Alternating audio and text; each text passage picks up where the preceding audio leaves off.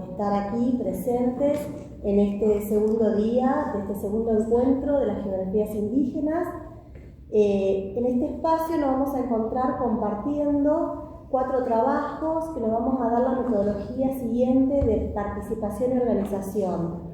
Vamos a tener la escucha atenta a 4 trabajos que vamos a ir presentando y posteriormente nos vamos a dar el espacio de diálogo, ¿sí? Vamos a modificar la metodología que nos dimos en el día de ayer. En el primer espacio de trabajo tenemos a Nicolás Giordano, que es estudiante de la Universidad Nacional de La Plata. El trabajo que trae para compartirnos se llama Caminar con 2 mundos, la experiencia de ser indígena en la academia. Así que bueno, dejamos aquí a Nico para que nos comente su presentación. Bueno, gracias Gloria por la presentación. Como dijo, soy estudiante de Geografía de la Universidad Nacional de La Plata y también soy miembro de la comunidad indígena Pueblo de Tolombón. Y acá traigo un trabajo un poco diferente a mi línea de trabajo. Yo por ahí me enfoco más en trabajos que hablen y se vinculen directamente con mi comunidad, ya sea por cuestiones ambientales, culturales o de conflicto. En este caso, para este encuentro de geografías indígenas, preparé un trabajo también diferente a lo académico convencional. Si quieres ir pasando la diapo. Opté, en este caso, usualmente los trabajos académicos tienen una metodología y que muchas veces es más en tercera persona se habla. En este caso, tomé como metodología la autoetnografía, que lo que busca es describir y analizar, que sería la parte de grafía, mi experiencia personal, y lo etno, la experiencia cultural también. Es por eso que si en algún momento tienen la oportunidad de leer este trabajo, está escrito en primera persona básicamente. Lo que cuento y lo que hablo es de mi propia experiencia personal de transitar la academia siendo indígena. A mí, bueno, estoy en mi último año más o menos, sí, ahí me queda un año más o menos para decidirme. Y bueno, cuento cómo fue mi transitar por la universidad. Es por eso que, sigue pasando, yo muestro fotos, porque desde que ingresé, considero que ingresar a la facultad fue más allá de uno busca mejores oportunidades, porque eso te da también estudiar mejores oportunidades. También lo considero un acto político, porque implica también el ser indígena en la academia, desafiar un poco el status quo, implica disputar sentidos y habitar espacios que históricamente se nos han negado, y también sostener una identidad que muchas veces fue invisibilizada y estigmatizada. Y en ese sentido, Hasber, un geógrafo brasileño, dice que el territorio, la identidad se construye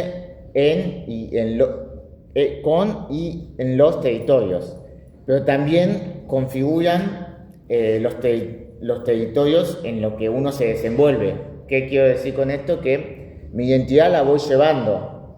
Más allá de que mi territorio está lejos, yo voy configurando esos espacios que voy habitando en la academia, y por eso traje un poco estas imágenes de mi, ponerle corta trayectoria de que ingresé a la facultad en el 2021, ingresé en virtualidad, un año virtual, después presencial a partir del 2022 y empecé a habitar la facultad, empecé a militar a nivel universitario, empecé a juntarme con estudiantes a militar lo que es la geografía y en esos espacios, más allá de que había ideologías y demás, yo también llevaba mi ideología, llevaba mi identidad y iba moldeando también esos territorios y ahí, bueno, ahí muestro un poco exposiciones, no solo en la facultad en la que estudio, sino he ido a la UBA, he ido a la UTN de la Universidad Tecnológica de La Plata, si querés ir pasando, bueno, ahí también con los chicos de geografía también. En muchos casos, bueno, ahí en una foto también está mi simbología, que siempre que puedo la llevo también a alguna marcha o mismo esta vincha que tengo. Uno va habitando y también va visibilizando, porque al fin y al cabo mi máximo objetivo también es visibilizar tanto mi identidad como las problemáticas que tenemos como comunidad y también que afectan a nivel general también a muchos pueblos originarios. Así que es ir pasando. Bueno, ahí también, bueno, ahí está abajo la presentación de la UTN, que también, por suerte, recibí mucho apoyo siempre de docentes, de compañeros.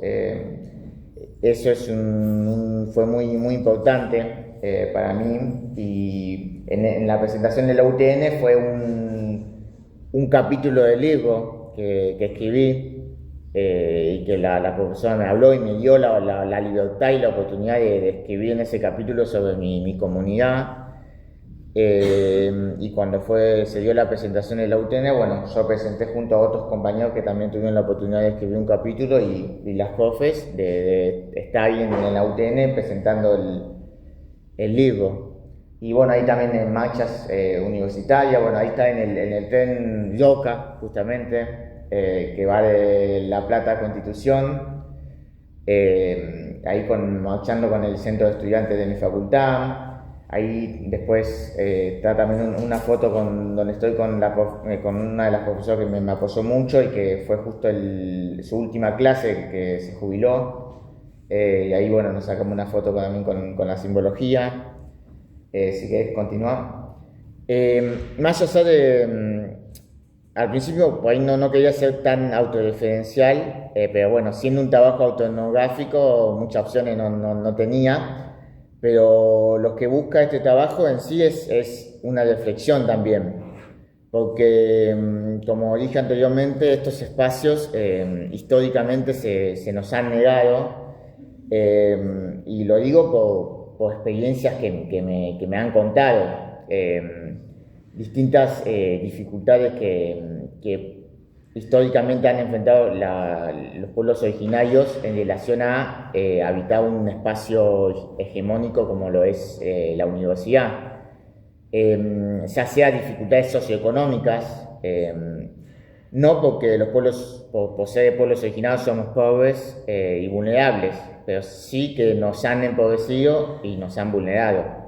Ese es el tema y que eso también es una dificultad que atraviesa también otros estratos de la sociedad, el tema de las dificultades económicas.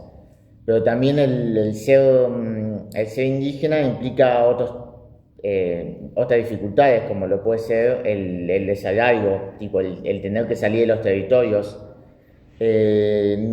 Muchos hermanos y hermanas habitan en lejos de la ciudad, lejos de las universidades. Y todo lo que implica el alejarte de tus raíces, de tu casa, de tu familia, de tu comunidad. Eso también es una dificultad que enfrentamos. Y también el tema de que se vive con otras lógicas en la ciudad, lógicas distintas, que en muchos casos hay una dificultad, más allá de la dificultad de adaptarse a la ciudad y a un mundo nuevo, hay un funcionamiento, lógicas, entendimientos que son distintos y la universidad te exige que vayas a un ritmo que por ahí muchas veces es complicado el tema de adaptación. Yo lo veo en muchos hermanos y hermanas de mi comunidad que a veces se complica porque te piden que rindas exámenes, estudies y muchas veces se dificulta porque te exige unos tiempos que por ahí uno necesita más tiempo o es complejo el tema de la adaptación y esos son muchos de los inconvenientes y dificultades que históricamente bueno, ahí me faltó el tema, bueno, también de la discriminación y también de la poca autoestima que voy en relación a la poca autoestima, a la estigmatización que existe, al que te dicen vos sos indígena, no puedes estudiar o andate a los campos o una cuestión de esa. Es una estigmatización que en muchos casos uno se lo cree, tipo, de tanto que te lo dicen, psicológicamente tiene un impacto y a eso me refiero con poca autoestima, que eso, si bien estos son como las cuestiones que lo voy a identificar a partir de mi experiencia y de lo que me han contado. Yo pienso, si querés seguir, que estamos en un cambio paradigmático en los últimos años, que tiene que ver un poco también con los procesos de globalización, también que hacen un poco más fluido el traslado y movimiento de las personas, también con una reivindicación de la cultura y de los derechos de los pueblos originarios que empezó en fines del siglo pasado, el tema del autoreconocimiento y también de fortalecer la identidad, de que existan políticas para los pueblos originarios, si bien entiendo que todavía falta mucho camino por seguir. Yo creo que ha cambiado un poco la situación. Me pongo muy contento cuando veo hermanos y hermanas que están en la academia, que se logran recibir, no sé, una médica buchí, no sé, un abogado quechua, o sea, estamos comenzando a habitar la universidad y eso es clave. Y este encuentro de geografía indígenas, donde en el primer día y en este día también se presentan hermanos y hermanas, también habla un poco de que estamos comenzando a habitar estos espacios y también a resignificarlos, y que es importante porque pienso que tenemos mucho que aportar para cambiar la situación, ya sea, por ejemplo, el tema del cambio climático, que está afectando a muchas poblaciones, no solo de pueblos originarios, que por estas cuestiones socioeconómicas que mencioné anteriormente y porque habitamos los territorios de tiempos ancestrales, también somos los más afectados también por el tema del cambio climático, pero a la vez tenemos mucho que aportar, muchas soluciones, porque nuestros conocimientos tradicionales en ese sentido vienen de generación en generación, y son necesarios en búsqueda de un diálogo intercultural y de un complemento, porque sinceramente no sé si el sistema capitalista va a desaparecer, porque nosotros ya estamos inmersos en el sistema capitalista, nuestra sociedad está, nuestros hijos, nietos y cualquier generación está inmersa en la sociedad capitalista. A lo que apunto es a buscar un complemento entre los conocimientos que podemos aportar, y también los conocimientos que se generan en un ámbito académico. Y por eso es importante que comencemos a habitar en la universidad y que estemos en lugares de toma de decisiones, ya sea incluso, no sé, siendo director de una escuela, estando en la municipalidad, estando en el estado, estando en el gobierno provincial, que comencemos a habitar y a ocupar estos espacios y también a hacernos escuchar, porque con esto termino. Nosotros no le decimos a estas personas que nos pueden abrir puertas, y nosotros también tenemos que abrir puertas, pero si le tenemos que decir a alguien, le tenemos que decir que no somos un problema, sino que por todas estas cuestiones que mencioné anteriormente, somos parte de la solución. Así que bueno, gracias por la escucha atenta y bueno, eso, muchas gracias. Bueno, muchas gracias, Nicolás. Los comentarios y las preguntas las reservamos y ahora vamos a continuar con Inés Rosso. Inés también es docente en el campo de la geografía de la Universidad Nacional Central de la Provincia de Buenos Aires, en Tandil, junto con Mirta Millán, que es miembro de la comunidad mapuche urbana de Pillanmanque. Nos traen para compartir un texto que se llama Mapeo, Cuerpo, Territorio, reconociendo cicatrices individuales y colectivas en torno al acceso a salud sexual y reproductiva de mujeres indígenas en provincia de Buenos Aires. Así que bueno, Inés, te presento. Muchas gracias. Esa es la presentación.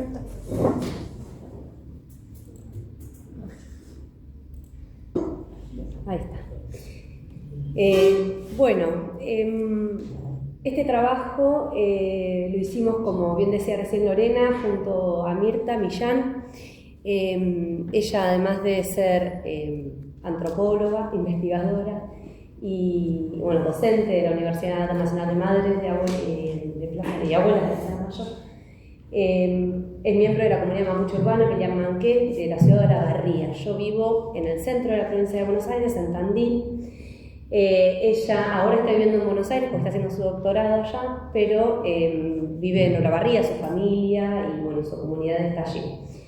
Y juntas fuimos convocadas por la siguiente diapositiva, creo que ya estamos, sí, por el área de mujeres y diversidades originarias del Ministerio de Mujeres y Diversidad de la provincia de Buenos Aires, para hacer este relevamiento, este diagnóstico de la situación de acceso de las mujeres indígenas a la salud sexual y reproductiva. Eso fue en términos generales como el nombre o el objetivo por el cual fuimos convocadas. Cuando empezamos a tener las reuniones de trabajo y a delinear acciones y pensar todo lo que había por hacer, ¿no? Sobre todo, y que era lo posible en el marco de una actividad puntual y de corto plazo, porque teníamos 2 meses de trabajo puntuales. Elaboramos una metodología que nos permitió tener algunos resultados porque la idea era conocer la situación para toda la provincia, ¿no? Saben las dimensiones que tiene la provincia de Buenos Aires, no solo en términos territoriales, sino de cantidad de población, lo cual hacía bastante restringido la posibilidad de un relevamiento o un diagnóstico territorial.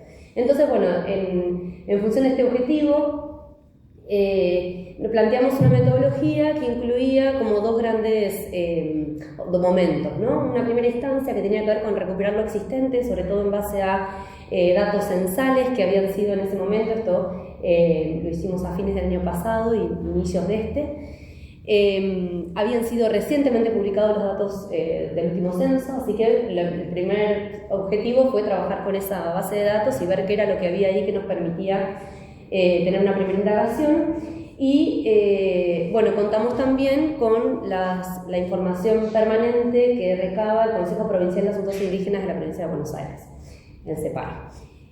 A partir de esos análisis, hicimos como un diagnóstico preliminar que después nos permitió acercarnos con mayor profundidad en estos encuentros talleres que están ahí nombrados de mapeo de cuerpo-territorio, donde pudimos ahí, en trabajo con las comunidades, poder avanzar en otro tipo de información, ¿no? Que complemente un poco aquellos datos censales.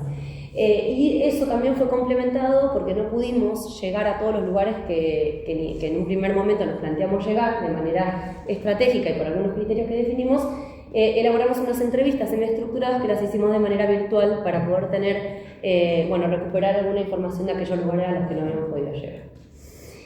Entonces esta metodología de mapeo cuerpo-territorio la dividimos en estas dimensiones. Yo quiero señalar acá que este trabajo no hubiera sido nunca posible sin, por un lado, la militancia histórica de Mirta y de todo su trabajo con comunidades, no solo en la provincia, sino bueno, en todo el territorio nacional, que bueno, nada, ella también no solo por su conocimiento, sino por el vínculo construido de siempre, nos permitió un acercamiento que bueno, que no hubiera sido posible de otra manera. Y bueno, yo con Mirta venimos trabajando también juntas hace muchos años y formamos parte las dos de una mesa de educación intercultural de la provincia de Buenos Aires que reúne a comunidades y pueblos de distintos puntos de la provincia.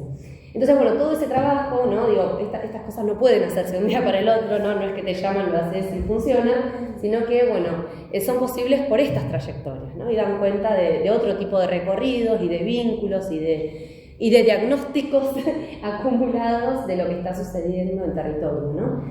Entonces, bueno, también esta metodología fue pensada desde ahí, ¿no? No es que nace de un repollo.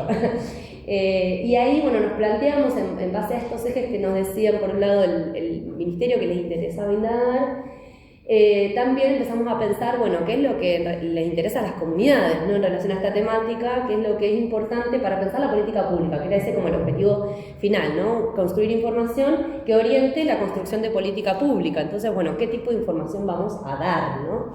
Y eso también fue muy trabajado en la medida que íbamos haciendo los talleres con las comunidades, porque obviamente ahí surgían un montón de cuestiones que no eran para elevar al ministerio, ¿no? Que eran más como un insumo propio para las comunidades o para el trabajo en territorio, y que orientaba otro tipo de acciones más locales y que no tenían siempre que ver con el objetivo final del relevamiento, ¿no? Esto también me parece importante señalar.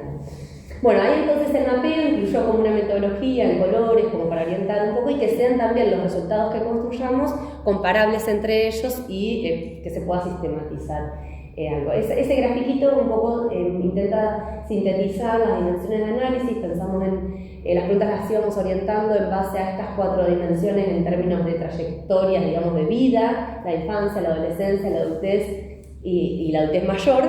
Y ahí surgían distintas demandas al Estado en relación al vínculo institucional con los sistemas de salud sexual y reproductiva, ¿no? El cuidado y las crianzas en relación a la infancia, la educación aparecía muy fuertemente ahí, las preguntas vinculadas a la adolescencia, la menstruación, el vínculo con el ciclo femenino, la juventud y las diversidades también, ¿no? Apareciendo ahí como otro gran desafío y demandas al sistema público concretas.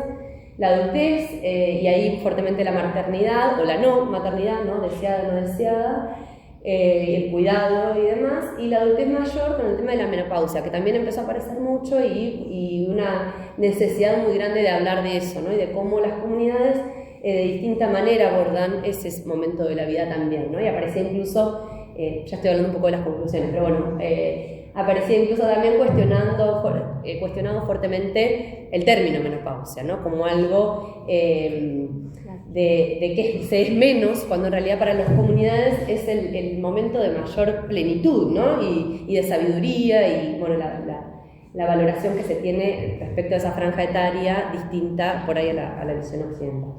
Bueno, perdón, y lo último metodológico que quiero decir es que esos 3 colores pretendían recuperar no solo la cuestión de la demanda concreta, bueno, qué violencias o sentimos en nuestros cuerpos y que queremos manifestarle al Estado, sino también poder recuperar las trayectorias territoriales, de dónde venimos, qué otros territorios construyen mi o nuestra identidad, cómo se manifiesta en mi cuerpo eso, por qué estamos hoy en este territorio. Eso aparece muy fuertemente en Provincia de Buenos Aires, bueno, vinculado a lo que hablábamos también en Santa Fe acá, ¿no? Digo, estas trayectorias territoriales que son propias de nuestras provincias, que tienen una movilidad muy fuerte de toda su población. Entonces, bueno, ¿por qué estamos hoy acá? Si es forzado, si es voluntario, en qué medida, bueno, qué es lo que hace que ese movimiento territorial nos atraviese comunitariamente. Bueno, las violencias, que son las que, bueno, más fáciles no voy a profundizar, y lo azul lo queríamos marcar también como cuáles son los abrazos o las estrategias comunitarias que nos damos para cada una de estas violencias que atravesamos, ¿no? Porque también veíamos que para pensar política pública no había que desestimar o había que partir de cuáles son las estrategias que sí estaban funcionando y que tienen que ver con la vida comunitaria en general, ¿no? dónde sentimos cobijo, quién, con quiénes, en qué parte de nuestro cuerpo quedan grabadas o guardadas esas estrategias de cuidado que nos dimos o nos damos. Ahora sí. Bueno, entonces en cuanto a los resultados, estas dos patas, por un lado los geodatos y las variables censales y demás, no sé cómo voy con el tiempo, pero bueno, más una después en las preguntas profundizamos un poquito más. Bueno, ya de esto se estuvo hablando también ayer, ¿no? Como los datos censales, si bien también podemos discutir en relación a cómo es levantado o ha sido levantado este dato históricamente y qué particularidades aparecen en el último censo, que si bien en muchos casos son valoradas, porque es la primera vez que se pregunta a la totalidad de la población sobre el autorreconocimiento a una, si se es perteneciente o descendiente de algún pueblo o nación originaria. Antes había sido relevado de una manera todavía más sesgada. Sabemos que este dato digamos, todavía tiene un subregistro muy grande, ¿no? Pero aún así son datos que hay que atender, ¿no? Porque como decía ayer Julia, creo que se llamaba, nos parece que si es el dato que oficial, digamos, ¿no? Que el Estado está reconociendo, es un punto inicial de partida en cuanto a la demanda de derechos súper importante, ¿no? En provincia de Buenos Aires, de ese 1.300.000 que contaba ayer Julia, que es para todo el país, un tercio habita en la provincia de Buenos Aires, ¿no? Y ese autorreconocimiento, esto es un dato importante, creció un 24%, ¿no? Entre el 2010 y el 2022. ¿Qué quiere decir? ¿Que la población indígena se reproduce más? No, claramente hay un crecimiento del autorreconocimiento que tiene que ver con un fortalecimiento o un resultado, sin duda, de las luchas, ¿no? Y de la visibilidad que en el reclamo de derechos puntualmente están las comunidades y los pueblos teniendo en los últimos años. Y bueno, empieza a aparecer este dato posible de ser cruzado con las disidencias, que era algo que no teníamos, ¿no? ¿Cuántas de esas personas que se reconocen indígenas también reconocen una identidad de género diferente a la binaria?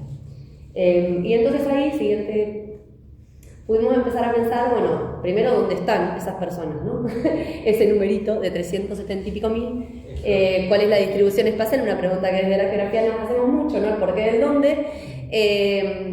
Y bueno, tiene que ver, lógicamente, mayor concentración en lugares de mayor densidad poblacional de la provincia, pero aún así aparecen cosas que está bueno atender, ¿no? El interior de la provincia tiene una presencia indígena también importante, y aparecen algunos partidos de departamento que llaman la atención, como, bueno, no están con nombres, pero bueno, para quienes no conocen, esto, a ver si puedo marcar con esto. Acá, esto es General Pueyrredón, es Mar del Plata, está en esta localidad, esto es Necochea, esto es Tandil, donde vivo yo. Acá está Bahía Blanca y esta es la patita de Buenos Aires, que es donde también históricamente ha habido más presencia vinculada también a todo lo que es Nueva Patagonia. Carmen de Patagones, Bahía Blanca. Y acá lo que es Gran Buenos Aires, ¿sí? Se excluye Capital Federal por ser una unidad administrativa diferente, resalta La Matanza, que de acá es de donde hablaron las hermanas ayer, habitan ese territorio. Esto es La Plata, ¿no? Digo, nombrando algunos lugares que son los que aparecen como colores más fuertes. Y aquí esta zona que está acá es la zona de los toldos, ¿sí? Junín, Lincoln, demás. Acá tenemos Pergamino, bueno, como para más o menos dar una idea de cómo es la distribución. Lógicamente la mayor concentración está en Gran Buenos Aires, y si después, bueno, esto con otros trabajos que hemos hecho, y bueno, las comunidades del CEPAI, del Consejo Provincial de Asuntos, Consejo Provincial de Asuntos Indígenas, llevan como bastante, un reglamento bastante exhaustivo. Las naciones o pueblos que representan estas comunidades, o esta gente que se reconoce miembro descendiente de un pueblo, son en Gran Buenos Aires principalmente vinculados a movimientos territoriales, ¿no? Con Wichí, Aymara, Quechua, y en el interior sí mapuche, como más asociado a lo que ancestralmente se reconoce, a lo que el pueblo mapuche ancestralmente reconoce como su territorio. Bien. Bueno, y otra cosa que quiero decir es en relación a, digamos, esta distribución de datos, esto que decía, vinculado a la salud, la única variable que nos permite atender o pensar un poco esta dimensión dentro de los datos del censo es si tiene o no obra social o algún tipo de cobertura de salud, que también ayer lo nombraba Julia como un dato importante a atender, y aparece este 40% que ella decía ayer. Después, si desagregamos entre mujeres, varones y disidencias, las disidencias son las que se encuentran en la peor situación. Bueno, yendo por ahí, desarrollando un poco de los datos más cuantitativos y yendo al mapeo cuerpo-territorio, esto fue una experiencia que transitó 11 municipios, que fue bastante para el corto periodo de tiempo que teníamos.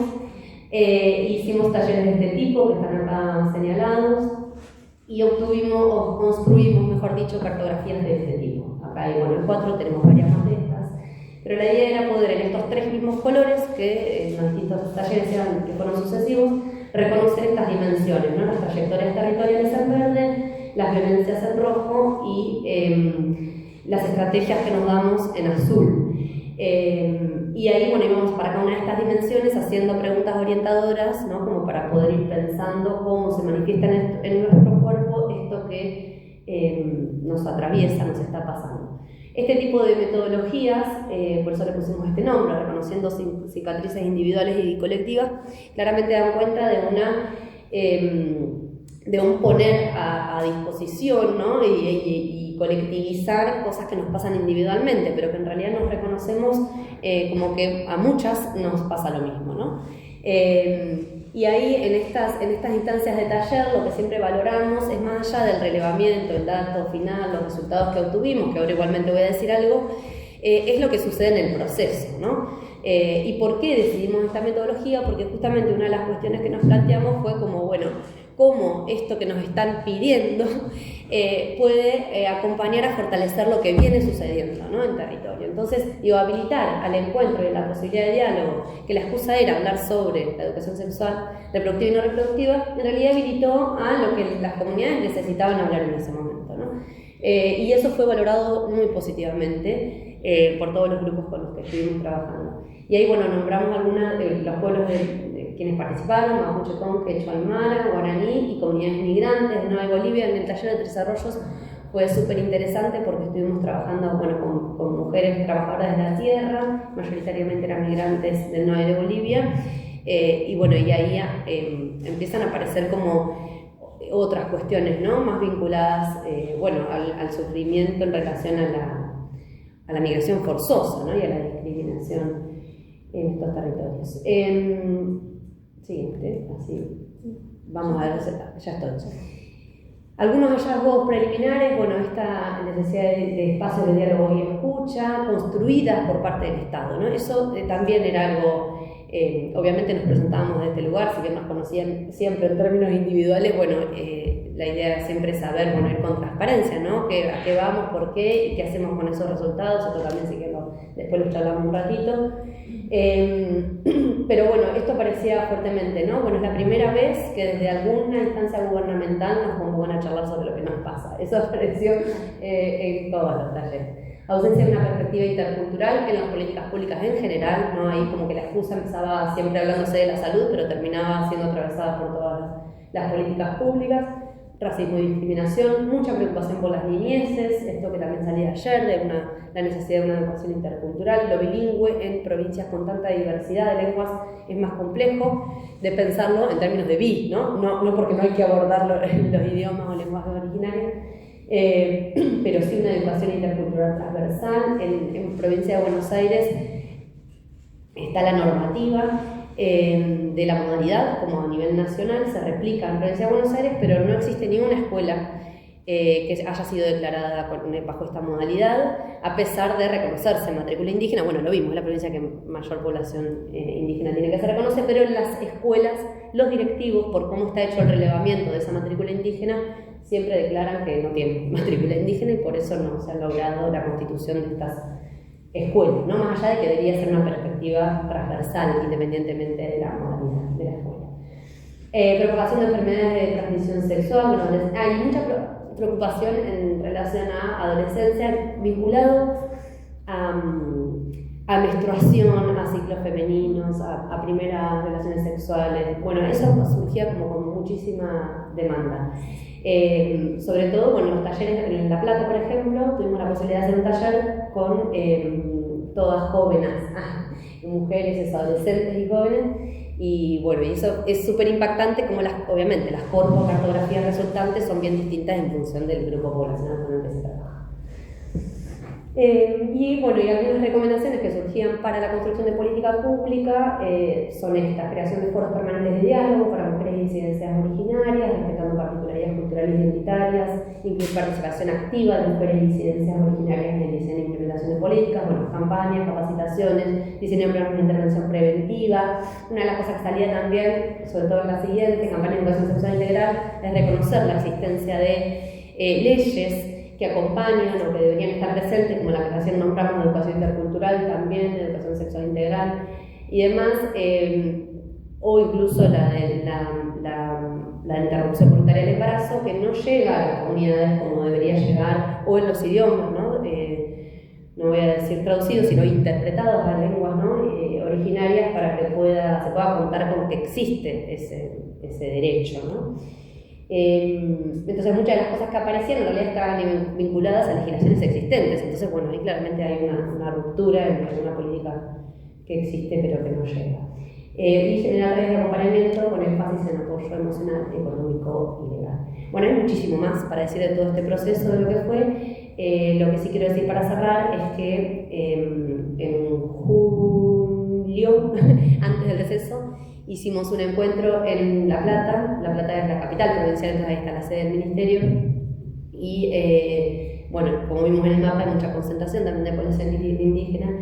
Hicimos ahí la actividad de cierre de presentación de resultados. Invitamos a las comunidades que podían desplazarse hasta ahí y armamos un archivo que distribuimos en aquellas comunidades que no pudieron llegar para que puedan contar con estos resultados, que fue a lo que nos comprometimos, ¿no? De entrada, de devolver lo que íbamos a presentar.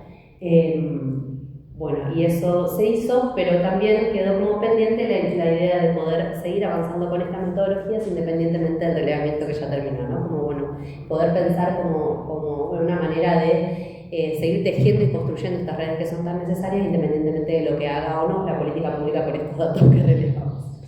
Bueno, gracias. Muchas gracias, Inés. Y también Mirta. Y también Mirta. Ella es María Laura Nahuel, es investigadora del IPECH de la Universidad Nacional de Comahue. Nos trae para compartir los Quiñel Mapu en Neuquén, la territorialidad mapuche en la actualidad. Bienvenida, María Laura. Bueno, muchas gracias, Manuel Cocuché. Pues mi nombre es Chacal María Nahuel Aigo. Siempre represento mi nombre mapuche. Mi nombre de documento es María Laura Nahuel, pero como sabemos también como hay referentes de pueblos originarios, parte de la identidad también se construye a partir de los nombres. Mi nombre es mapuche, el de familia es Chacal. Así que me encuentro acá feliz de poder compartir con ustedes parte de la experiencia que venimos también transitando en el territorio mapuche de la provincia de Neuquén.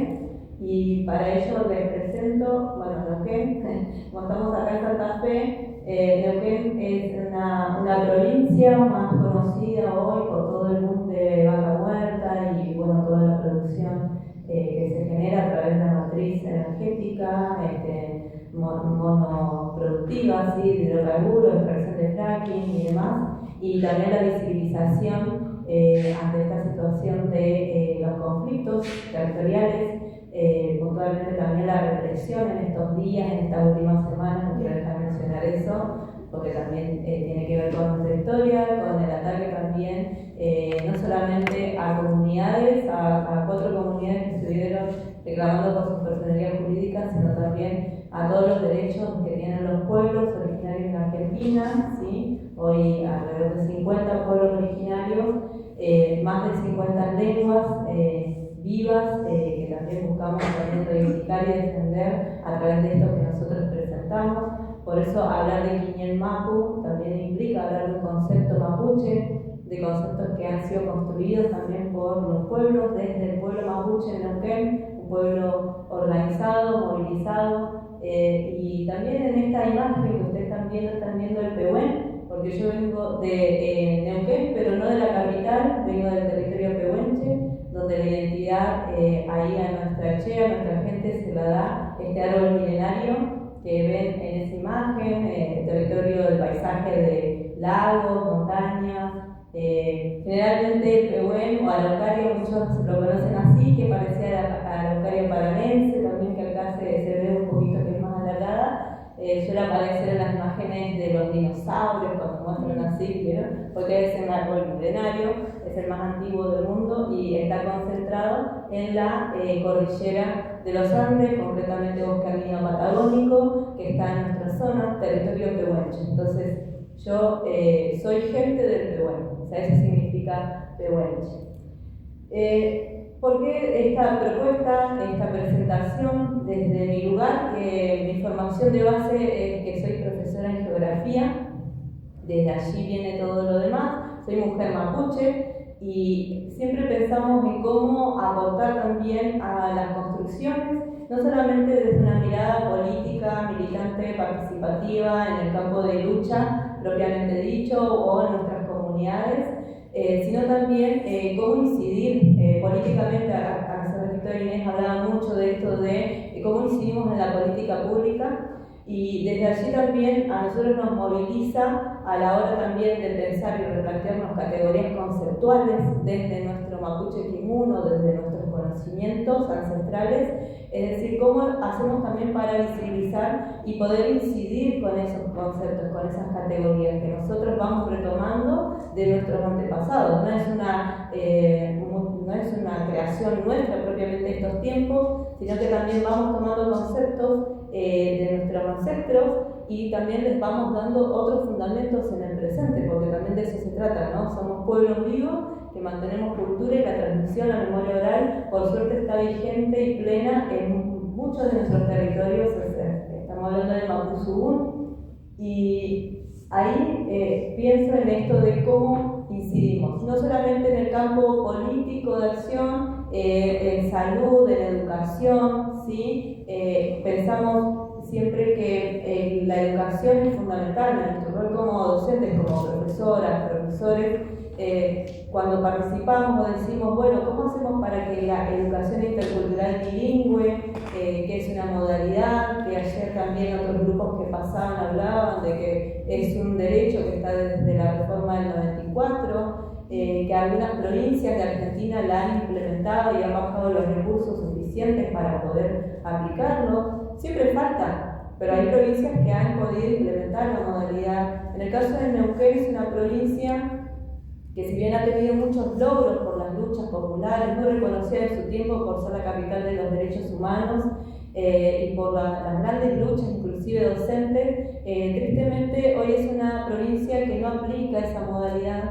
Es una provincia que hace poquito creó su primer diseño curricular en escuelas secundarias, de la cual tuve la posibilidad de participar en la mesa curricular. Entonces, si bien a nosotros siempre nos convocan como docente en general y a pensar en todas las modalidades, ¿no? Siempre como mapuche, hace rato hablaba Nico como estudiante de un pueblo originario, estamos pensando también en cómo incidimos con nuestras propuestas y cómo hacemos para garantizar esos derechos. Bueno, en nuestro caso también, como se planteó las distintas perspectivas que están acá, que son inclusión educativa, género, interculturalidad, derechos humanos, la perspectiva ambiental. Siempre se habla de interculturalidad en términos amplios, ¿sí? En términos, se toman las categorías, está como muy en boga, bueno, Catherine Walsh, pensar en las categorías de interculturalidad funcional, interculturalidad crítica, ¿sí? Cómo pensar en estas distintas formas que se han aplicado desde mediados del siglo XX en América Latina y que hay algunos países que también han avanzado un poco más en la implementación de esa política, con presupuesto y con participación de las comunidades. Ahora, ¿qué sucede? Que en Argentina, pese a que es un país donde se logró que se incorpore esta palabra que es interculturalidad, en el artículo 75, está planteado desde los derechos de los pueblos originarios. Entonces, ¿cómo esto después se trabaja en el marco normativo, ¿no? Que todos sabemos en el año 2006 recién se crea la Ley de Educación Nacional, en la que se trabaja en la reglamentación de esta modalidad y también cómo en cada provincia se va a aplicar. El caso de Neuquén es que comienza a aplicarla, pero también hay una visión muy desde una interculturalidad latinoamericana, desconociendo totalmente también que esto si existe hoy en la Constitución es porque fue un planteo de los pueblos originarios. El 9 cumplimos años de, digamos, la Constitución, la reforma cumplió 31 años. El 11 también se cumplieron años digamos, de todas estas movilizaciones y de estos grandes logros que tenemos como pueblo, y decimos, ¿cómo puede ser que a pesar de tantos años que han pasado, todavía esto no se lleve a la práctica? Bueno, decimos, vamos a participar en la construcción, en las elaboraciones de los diseños curriculares, tanto en media, ahora está la revisión en nivel terciario, también se viene la revisión de todos los planes de las carreras, ¿sí? De las universidades, eso es algo que se está trabajando, y nosotros si bien planteamos desde la interculturalidad crítica, decimos, bueno, por ahí parte de eso que quedó en el diseño curricular de escuela secundaria, porque logramos incidir, ¿sí? ¿A partir de qué? De porque hemos podido construir textos. Y ahí yo voy a una importancia, porque digo, que es lo que charlamos con las compañeras docentes que en ese momento les tocaba hacer la redacción de las distintas disciplinas. Y hay una compañera que le tocó escribir sobre geografía en el diseño curricular de escuela secundaria. Entonces lo que a mí me pedían es, bueno, textos, pero ¿qué pasa con los textos? Tienen que ser publicados, editados, tienen que tener una chapa, así el título, porque si no pareciera que nuestros documentos como pueblos originarios no tienen valor. Nosotros podemos, y acá hay hermanos de otros pueblos que están, y decimos, hemos generado numerosos documentos comunitarios, colectivos, donde no hay una persona, un autor que se lleva los réditos de todo eso, porque son conocimientos que vienen, como decía antes, de la memoria oral y de generación en generación. Ahora, siempre nos piden, bueno, el autor, que tenga la edición, que tenga ahí un sello, algo que le dé, ¿sí? que tiene que estar, porque no podemos poner cualquier cosa en el diseño curricular, me decían, ¿no? Que podamos citarlo, que tenga bibliografía. Bueno, por suerte en algún momento se me ocurrió escribir algo que también pudo salir en otras ediciones de otros países, ahora se está traduciendo al portugués, pero uno dice, bueno, paso mi texto, o sea, uno dice, bueno, esto no me pertenece, pero alguna vez escribí, porque, digamos, uno va sistematizando, y sí, bueno, la importancia de la academia, pero a veces que nos pone en ese lugar y en esa tensión, ¿no? De decir, tengo que escribir algo que sé que no es mío exclusivamente, sino que es colectivo, pero está mi nombre. Y ahí es que queda el concepto de Gualmapu en este diseño curricular con una explicación que yo logro dar, si que hablamos del territorio ancestral mapuche, y lo importante que es porque a partir de esto también se toma y se replica en todas, después se van creando como se redujeron 200 planes que habían para las escuelas secundarias de Neuquén, ¿sí? A menos de 20. Imagínense el proceso que fue exhaustivo, pero en eso de seleccionar los contenidos y demás, en todas las áreas del conocimiento logramos que se pueda incorporar el Gualmapu, ¿sí? En todas las áreas, no solamente en las áreas de ciencias sociales y económicas, políticas y económicas, que es el área donde, por ejemplo, está la disciplina geografía, sino que está en todas las áreas este concepto allí planteado. Entonces, a mí me interesa también en esta exposición poder referirme a hablar de la territorialidad mapuche y en Neuquén, porque cuando también, lamentablemente, tenemos que hablar de pueblos originarios, en la actualidad estamos hablando de fronteras, de límites, y esos límites también están trazados por los límites provinciales, y las dinámicas también son distintas, ¿sí? Tanto desde el fin del siglo XIX como desde mediados del siglo XX, a partir de la provincialización de las provincias patagónicas, ¿sí? Va generándose otra dinámica y también otra forma de organizarse y de lucha de los pueblos originarios.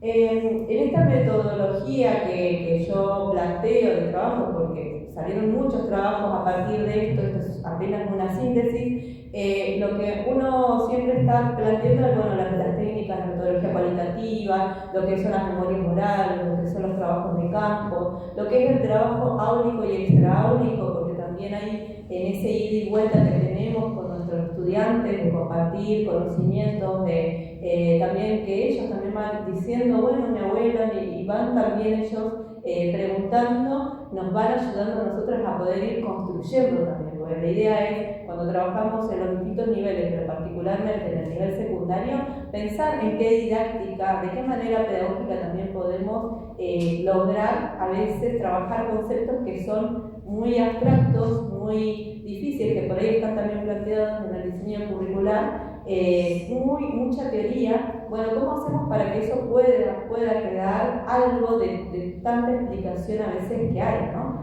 Entonces, como eso está, digamos, nosotros decimos, tenemos los fundamentos políticos, epistemológicos en el diseño, que ahí está por ahí el número. Cuando hablamos de la geografía también quedó planteado que se trabaja la geografía como una disciplina teniendo en cuenta, ¿sí?, a las corrientes radicales, el pensamiento crítico, la idea de la decolonialidad. Bueno, ¿y qué implica hablar de la decolonialidad? Lógicamente implica hablar de pensar y trabajar categorías de los territorios nuestros, ¿sí? Por ahí quizás de repente es más fácil para un docente de Neuquén, nos ha pasado muchas veces, trabajar experiencias de Bolivia, de Ecuador, de países que por ahí se han declarado ya plurinacionales y donde hay numerosos materiales bibliográficos, manuales, uno busca y encuentra, o del mismo Chile, ¿no?, que ahí también tenemos nuestros hermanos mapuches, que han generado mucha publicación porque también en este sentido ha habido presupuesto para poder hacerlo. A nosotros nos está faltando esa parte, ¿no?, el presupuesto para poder trabajar, imprimir y difundir todos los materiales que necesitamos. Entonces me pregunto, ¿con qué materiales teóricos didácticos contamos para llevar adelante la tarea?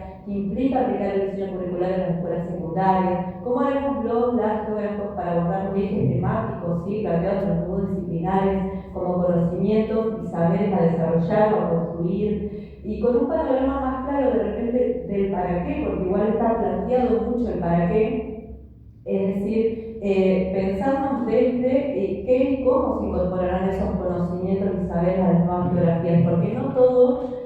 Cuando uno habla con las ñañas, con el culamien, con nuestros hermanos de la comunidad mapuche, ellos no quieren que todo esté ahí, no quieren que todo esté en la escuela. Inclusive nosotros una de las críticas serias y fuertes que hicimos al diseño es que nos generó en el nomenclador oficial un espacio curricular para los y las quimentufes, que son los educadores mapuches, ¿sí? Entonces no existe, está planteado el diseño emancipador, es decolonial, tiene un montón de cosas que nos dan, que son necesarias hoy en este contexto también de feroz represiones, de un gobierno que es racista, que es negacionista, que es discriminador. Hoy nos da como un amparo para poder trabajar todas estas temáticas y poder hablar de extractivismo, de neoextractivismo, de poder hablar de la avanzada que hay sobre las zonas de sacrificio y demás, y poder plantear otras visiones. Decimos, bueno, pero está faltando este lugar que es central para nuestros educadores tradicionales. Entonces, bueno, la geografía tiene mucho para aportar, y siempre esto es una invitación, ¿no? Y cuando hablamos, bueno, de territorialidades mapuches, por ahí, bueno, desde la disciplina, desde la geografía, siempre estamos retomando a los planteos de Heiberg, a Edo Soria, de Montañez, que plantean que esta territorialidad, por ejemplo, se plantea en tres sentidos, ¿no? El sentido de la identidad espacial, de la posibilidad del compartimiento, ¿sí?, de la interacción en el espacio, de esta idea del control, ¿sí?, y de la apropiación que hay de un determinado territorio por un grupo, que puede ser un grupo social, un grupo étnico, ¿sí?, una empresa. Entonces, pensar en tomar estas categorías de la territorialidad, pero pensarlo desde lo mapuche, para nosotros no es algo tan complicado, porque también es algo que siempre lo vimos en las historias que nos han contado. Hay una autora que es Ingrid de Jong, que ha trabajado mucho en relación a territorialidades indígenas en Pampa y Patagonia, que ellos hacen como un trabajo y un análisis desde 1700, ¿sí?, en adelante. Y se plantean distintas dinámicas, ¿no? Entonces uno puede hablar de una reconstrucción de esas territorialidades a partir también de distintos hitos, de distintos quiebres y rupturas que ocurrieron por procesos, ¿no? Ayer se hablaba mucho de las campañas de genocidio, de las campañas militares, siempre hacemos como, ahí marcamos fuertemente, ¿no?, todo lo que ocurrió con nuestros pueblos. Pero también es importante decir y reconocer que estas territorialidades mapuche o de los distintos pueblos, también se hablaba de estos encuentros que habían, eran muy dinámicos y que también nuestra gente se movía de acuerdo a las estaciones. Hoy nosotros nos encontramos viviendo en la cordillera, pasando inviernos duros, ¿no? Hoy tenemos otras condiciones de vida, pero digo, en esos tiempos la gente no vivía en el invierno en la cordillera esperando la nieve, esperando a ver en qué momento pasaba hambre, frío, ¿sí? No estaban en otras zonas geográficas y ese era el desplazamiento, de un lugar al otro, de Chile a Argentina. Bueno, para nosotros entonces pensar en esas trayectorias, en esas movilidades previas a las campañas militares, y posterior, pero posterior fueron, digamos, traslados forzosos. Por ahí cambió un poco el contexto. Antes había, digamos, otra dinámica. Después de las campañas de genocidio se convirtió en traslados forzosos por los intereses de tanto de los estados nacientes de Chile y de Argentina. Y ahí nos acordarán. Bueno, en esto de decir, bueno, vamos a explicar la territorialidad mapuche, nosotros siempre mostramos, acá está el símbolo del pueblo mapuche, que es la bonfoye, que es nuestra bandera, que de alguna manera también sintetiza las dimensiones espaciales del Gualmapu, que pensamos en los colores, los mismos colores que están acá reflejan esas dimensiones espaciales. El azul, el Gualmapu, ¿sí?, la tierra de arriba, lo que muchas veces se le llama cielo. El verde, que es el Jalú, el Mapuzugún, que representa la Huente Mapu, que también es la tierra que pisamos, es donde nosotros nos vinculamos con la biodiversidad, a la que vemos, a la que podemos tocar.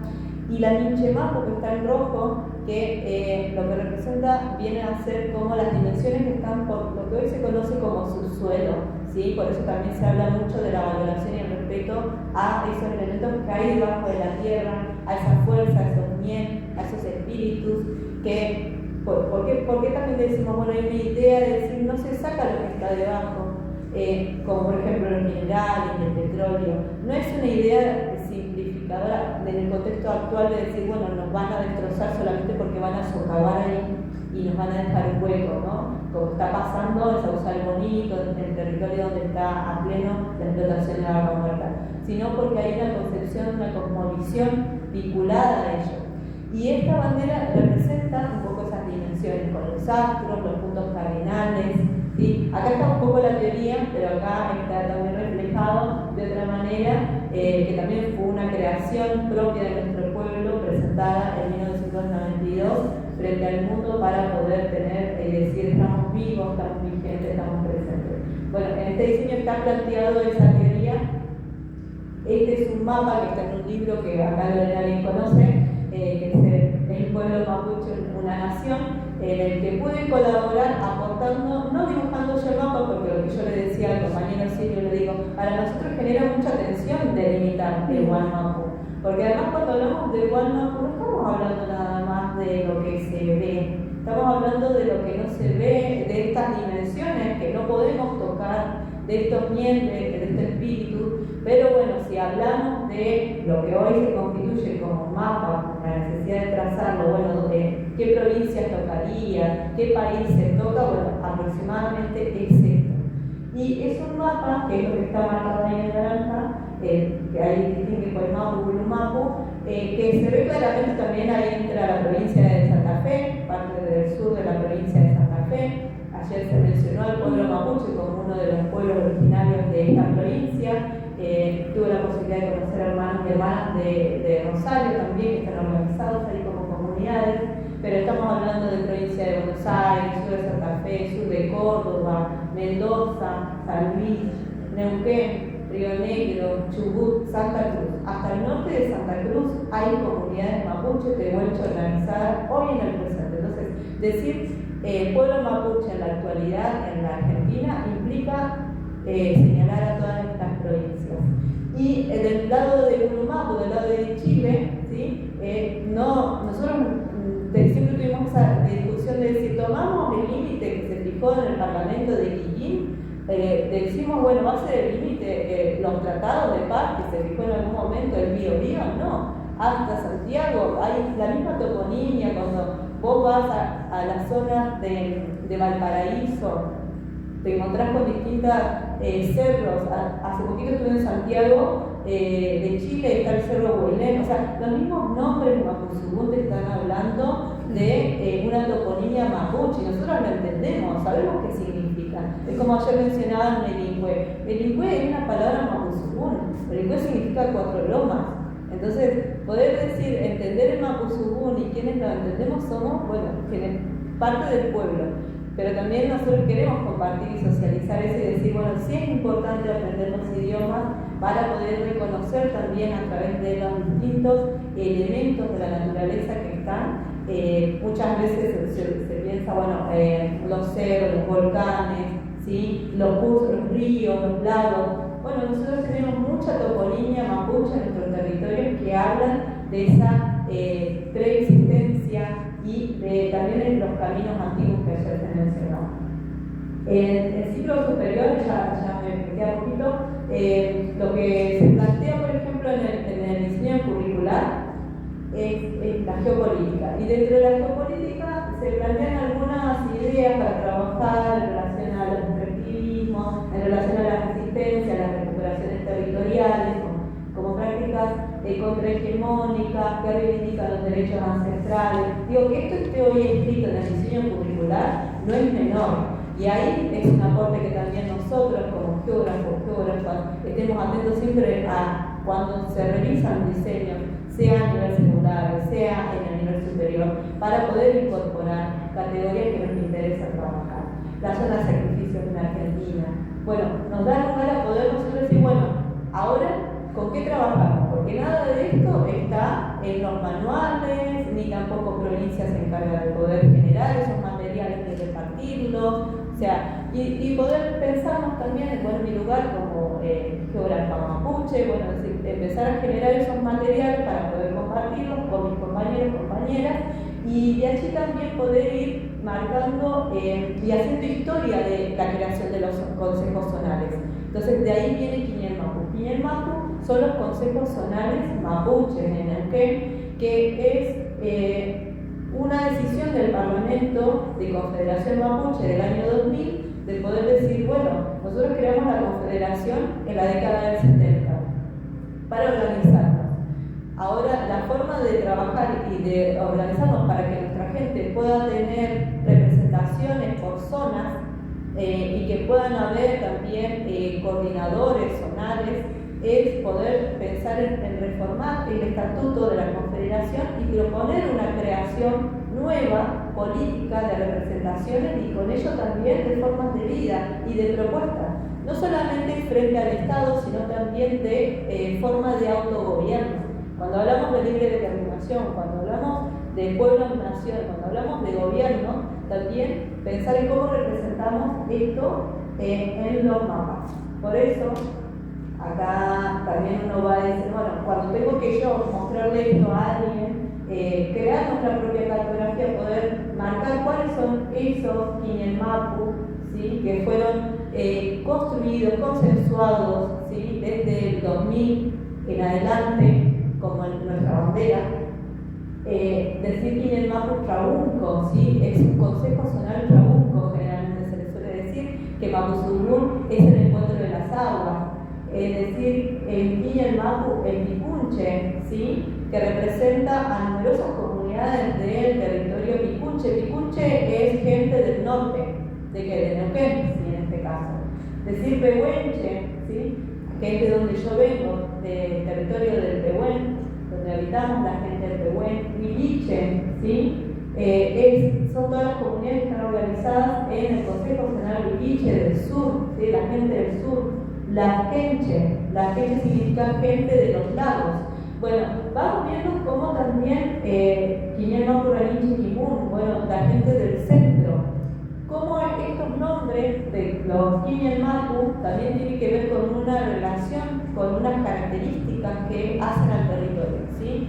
El encuentro de las aguas se refiere porque se encuentra en el río Neuquén y el río Limay, y eso le da identidad y fuerza a esa gente. Cuando decimos pehuenche, decimos el pehuenche, ¿sí? Es un ñen, es un árbol.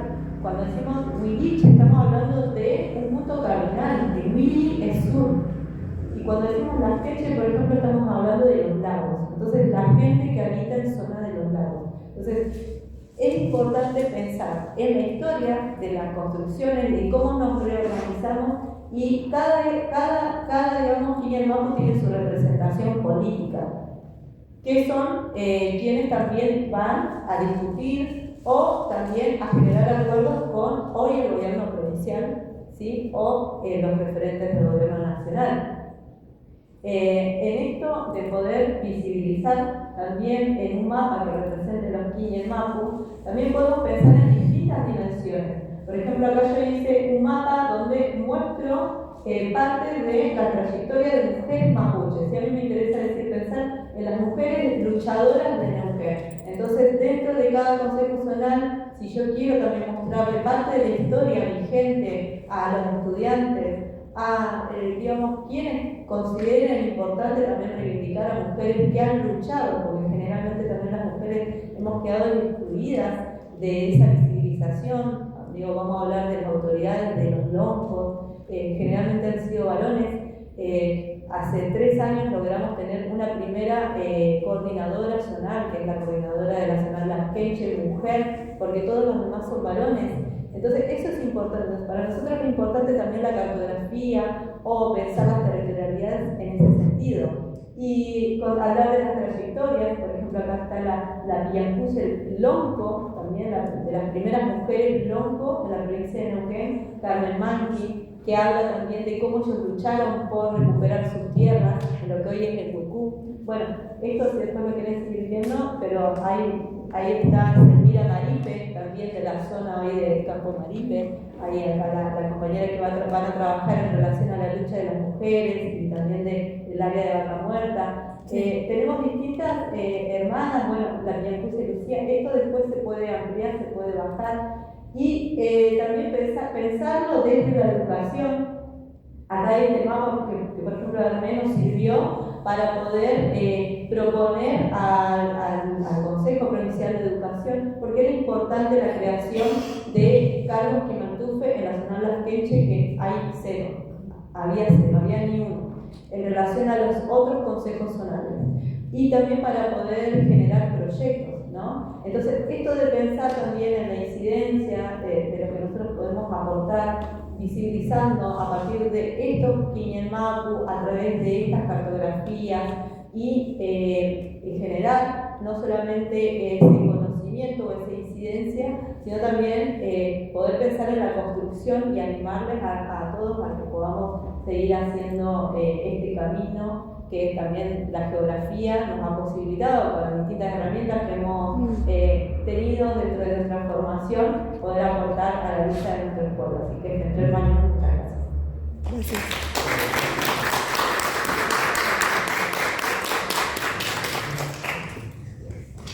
Bueno, muchas gracias. Seguimos anotando las preguntitas y los comentarios que dentro de un ratito, después que Anabela Cádiz se exponga, hacemos los intercambios y los comentarios.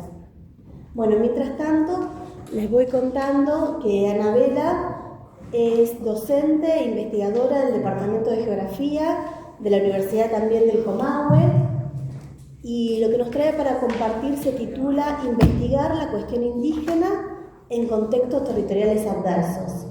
Así que, bueno, Ana. Gracias, Ana.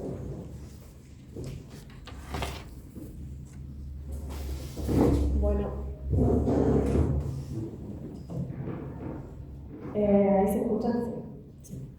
Bueno, yo no tengo power, así que si alguien quiere imponer algo de fondo, no hay problema. En realidad, mi intervención tiene más que ver con un escrito diverso a los fines de este encuentro, ¿no? Que era más una reflexión, un compartir cómo la estamos viendo. En ese sentido, me parecía importante plantear que, bueno, yo soy geógrafa de la Universidad Nacional del Comahue. Por suerte hoy estamos acompañadas en este lugar, aprendiendo mucho de las comunidades que ayer nos compartieron sus trayectorias. Y en ese sentido parto de una premisa que tiene que ver con que los geógrafos no somos, y las geógrafas no somos espectadores neutrales de esa realidad que estudiamos, de la cual también transitamos, de los procesos y las transformaciones territoriales que vivimos. Como tampoco somos ajenos al contexto sociopolítico, del cual ayer se hizo referencia acá, ni tampoco el sistema científico-tecnológico y la realidad que estamos atravesando, ¿no es cierto? En correspondencia con esto me interpela, y por ahí ayer cuando planteaba Lucas y después también planteaba Perla y nos animaba, es cuál es nuestro rol como geógrafos y geógrafas en este contexto, ¿no? En un contexto que ya hace un tiempo largo viene siendo de cuestionamiento a las ciencias sociales y a las ciencias humanas. ¿Qué hacemos? ¿Para qué sirven? ¿No? ¿Para qué formamos geógrafos? ¿Para qué formamos historiadores, historiadoras, antropólogos, antropólogas? ¿Cuál es el rol que asumimos nosotros y nosotras, los que estamos acá, ¿no es cierto?, con los temas que investigamos, que decidimos investigar, ¿sí? O como ayer decía una de las compañeras, decía, estamos acá por algo, ¿no? Entonces, los territorios que transitamos, pero también en una tarea que tiene que ver con ese compromiso que asumimos como geógrafos, como geógrafas de universidades públicas, con los actores con los cuales trabajamos y construimos conocimiento, ¿sí? En ese sentido, digamos, mi compartir tiene que ver con pensarnos como geógrafos en esta coyuntura que ya lo planteaban el año pasado de la red IGET, si no la dije mal, del AMBA, en un escrito que decía estamos ante una política científica del gobierno de Milei. Bueno, ¿cómo nos paramos y nos posicionamos las geógrafas? Estaba escrito por un grupo de geógrafos de la Ciudad Autónoma de Buenos Aires. En los tiempos que corren, que ya sabemos que son tiempos de aplicación, de ajuste, lo vivimos en el cotidiano, ¿para qué vamos a contarlo, no? La recesión, todo ese desmembramiento social, el aumento de la pobreza, sumado a eso, una crisis de la representatividad política que realmente existe, ¿sí? Y la proliferación de los discursos violentos, negacionistas, vuelven a aparecer, ¿sí? Y el avasallamiento de los derechos sociales conquistados, ¿no? Los derechos indígenas, derechos de las mujeres, de las disidencias, derechos humanos. Bueno, se vuelve a cuestionar todo lo que en algún momento parecía que se había conquistado, ¿no? Entonces, en ese sentido me planteaba esta idea de decir, bueno, investigar la cuestión indígena en contextos territoriales adversos, y ayer mientras disponía y seguía pensando, y diversos también, contextos territoriales diversos, vimos la diversidad ayer, es complejo considerar esta cuestión indígena, ¿no?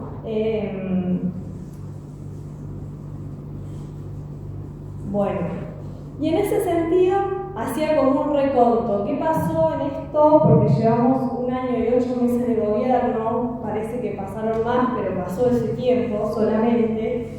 Y en todo ese tiempo hubieron como algunos acontecimientos o hechos que nos vuelven a poner en el lugar de recalcular, ¿no? Algunos que tienen que ver con el INAI, ¿no es cierto?, que ahí cambia, se descentraliza, ¿no? Se integra a la jefatura de gabinete, la derogación que ayer muchos hablaron de la ley 26160 y los impactos que eso tiene, porque de alguna manera habilita los desalojos que vuelven a aparecer, la criminalización de la protesta, la reactivación de esos procesos de judicialización. Estamos hablando en la provincia de Neuquén, no es que desaparecieron, pero ahora están, es como que tienen la vía libre para hacerlo.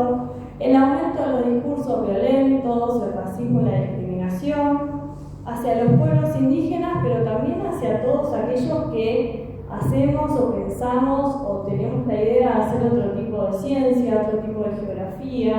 Ayer hablaba Pablo del de la idea de adoctrinamiento, ¿no? Que a nosotros también fue un discurso que se impuso en relación a lo que hacemos en las universidades, y la profundización de los extractivismos en los territorios, que para qué les vamos a contar.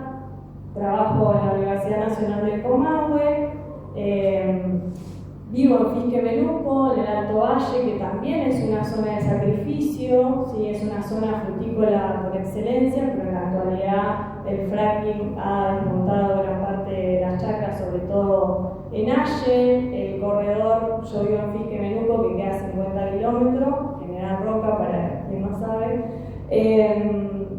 y prácticamente está sufriendo el impacto del extractivismo hidrocarburífero de Vaca Muerta con el transitar permanente de la línea sur de los camiones con las arenas silíceas, ¿no? Entonces, como que todo eso no es que está Vaca Muerta allá y no nos impacta, sino que también impacta, ni hablar de los precios que tenemos que pagar en relación a eso. Entonces pensaba como todas esas ideas, y otra cuestión que también me interpelaba mucho era como esa idea de pensar que hay un fin de una era de diálogo con las comunidades indígenas. ¿Qué está pasando, no es cierto? Y si a eso le sumamos que además hay un desfinanciamiento del sistema científico-tecnológico, una crisis de las universidades públicas, bueno, el panorama es como más nefasto. No quiero ser súper pesimista, pero bueno, me venían como todas esas ideas a la cabeza, ¿no? Entonces, en este pensar, es un momento muy particular para quienes estamos desde estos lugares que acompañamos y también acuerpamos las luchas y las reivindicaciones de los pueblos originarios. Y asumimos un compromiso político e ideológico. Y creo que ahí hay una cuestión que también después seguí como madurando la idea de por qué los geógrafos y las geógrafas seguimos relegando la cuestión indígena en nuestras trayectorias formativas, ¿no? ¿Dónde aparece eso? ¿Dónde está? ¿Sí? En nuestras currículas, ¿aparecen, no aparecen?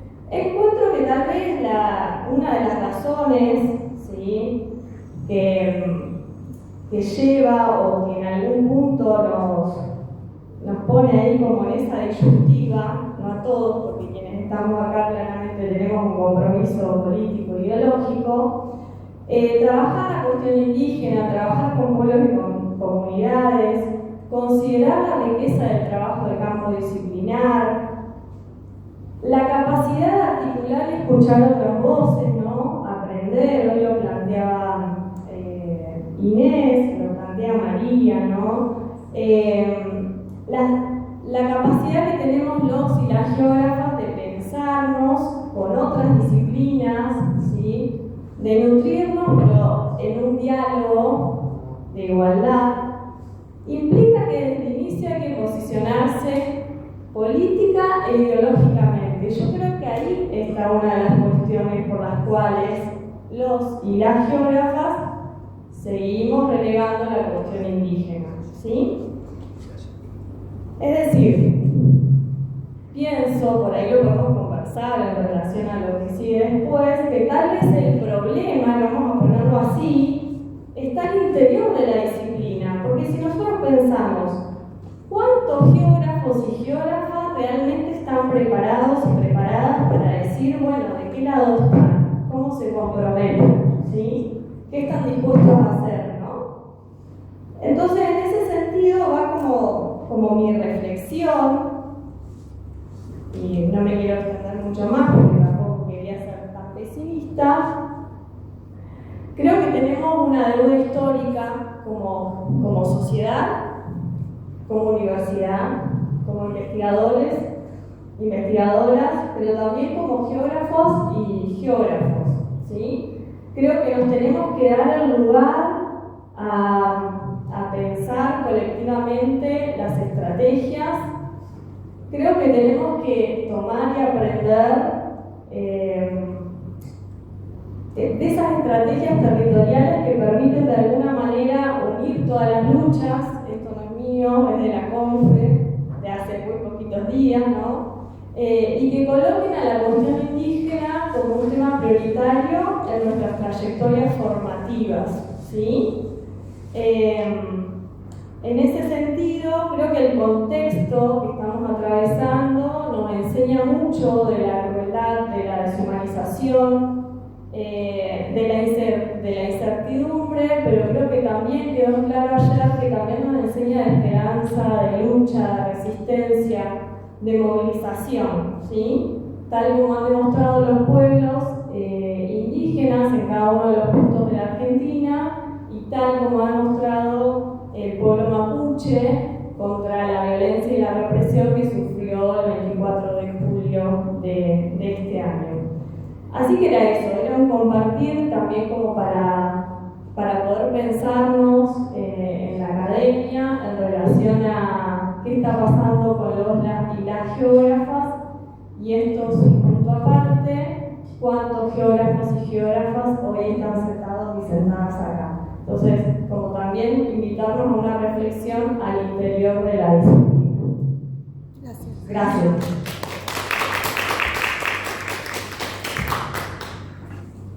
Bueno, muchísimas gracias, Ana, quedó redondito, me parece, quedó muy redondito esta mañana, desde que iniciamos con Nicolás, ¿no? Que abre a partir de su trayectoria formativa en una formación de grado, pasándolo por las experiencias de Inés y por la experiencia de María Laura, y cerrándolo con Anabela, que nos presenta más que interrogantes y desafíos desde el campo de la geografía, pero principalmente me parece como investigadores y investigadoras, ¿no? Y también en el campo de la docencia.